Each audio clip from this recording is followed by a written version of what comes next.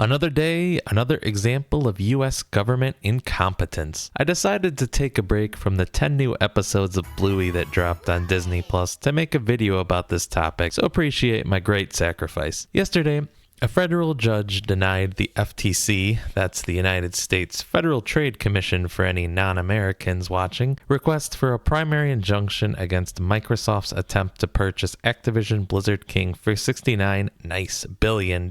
This essentially gives Microsoft the green light to complete taking ownership of Call of Duty, Overwatch, Spyro, Crash, and even Candy Crush, a massive moneymaker for some reason. It's actually hilarious how bad the FTC handled this case, arguing that the Nintendo Switch wasn't a competitor to Microsoft and Sony, and even that the deal would be bad because Microsoft could release an Xbox exclusive skin for Christmas. Exclusive skins. You know, something that PlayStation already has. The judge had to remind the FTC on multiple occasions that the FTC should be arguing in favor of consumers, not Sony, something they never actually did. This is most likely due to the fact that there wasn't a legitimate case in the first place. The judge ultimately ruled that Microsoft's acquisition would increase availability, as now Call of Duty will come to the Nintendo Switch per a 10-year binding deal with Nintendo, as well as cloud gaming. 2 hours after the announcement of this ruling, the UK's CMA folded and reopened negotiations with Microsoft when they realized they had zero power after the FTC got insta-killed. In my opinion, this is a potential net win. The Nintendo Switch and cloud gaming deals mean that Call of Duty won't become an Xbox and PC exclusive, and Sony will no doubt make a deal with Microsoft to get Call of Duty games on the PlayStation. In fact, in her ruling, the judge even stated that Microsoft spoke in language that they would continue publishing on the PlayStation. At minimum, we'll still see the Call of Duty 2023 on PlayStation for all the people with Stockholm Syndrome that'll want to buy this year's title, despite it being thrown together at the last minute. At least there'll be zombies? But what does this mean for us zombies players? In my mind, this is huge, at least for Xbox and PC zombies players. Now there's a good likelihood that Microsoft puts the old Call of Duty games on Game Pass, allowing fans both new and old to experience the old school zombies games. Yes, it's true that you can use Plutonium to play the old games for free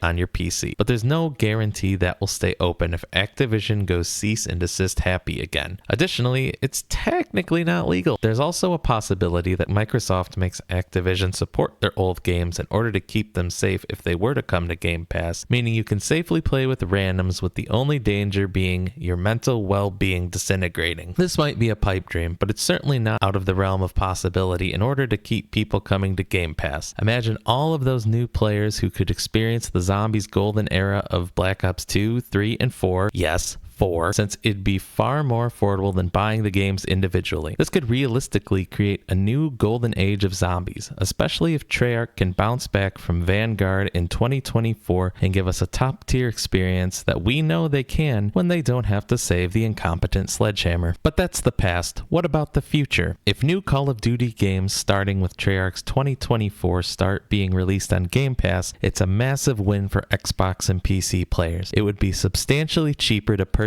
a Game Pass membership and play Call of Duty and every other game available than to pay the $70 asking price every year. It's almost a safeguard when you think about it. Imagine if the next Zombies experience is one of Vanguard's quality. Don't throw up. But now you didn't spend $70 on that crappy game just so you can make Reddit comments and YouTube videos about how terrible it is. You can just uninstall it from the console with no damage done except for what you paid for Game Pass, which still gives you access to hundreds of games, by the way. The acquisition is also a big win for Switch players who are crazy enough to play Call of Duty on that console. Trust me, I played Call of Duty 3 on the Wii back in the day. It wasn't pretty.